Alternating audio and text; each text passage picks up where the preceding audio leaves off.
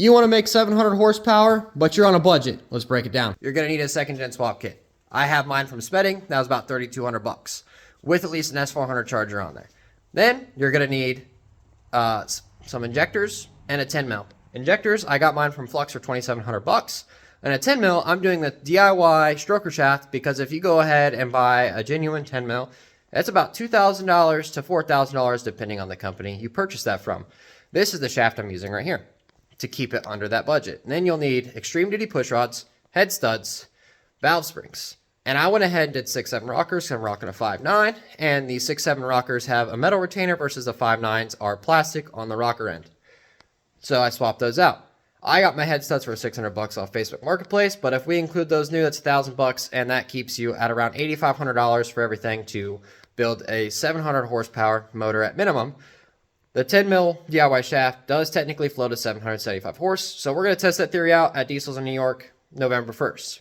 This is where you start to break the budget, and that would be a transmission, which $7,300 for my transmission. That's a billet input, billet output, billet intermediate, and a triple disc converter. A bunch of other billet parts in there and stuff as well.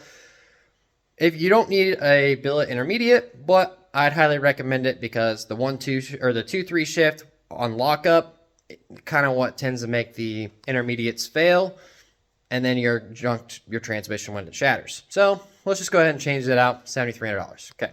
Then you need a fast 165 for sure to minimum hit this power level, or an air dog. And I have a fast 165. That was $800. Then you're definitely going to need Caltrax or some kind of track bar. Caltrax are going to be more budget friendly and less likely to bend. So I went with those, and those are $495. So there you go. We're about $18,000 and 700 horsepower later on a street truck. Now, I had to go ahead and do things like an aluminum radiator and an on-3 intercooler because both mine were cracked. So unfortunately, I had to replace those. If you're starting with your truck, odds are you probably want to replace those. So I'm a little more on that budget side because I had to replace mine.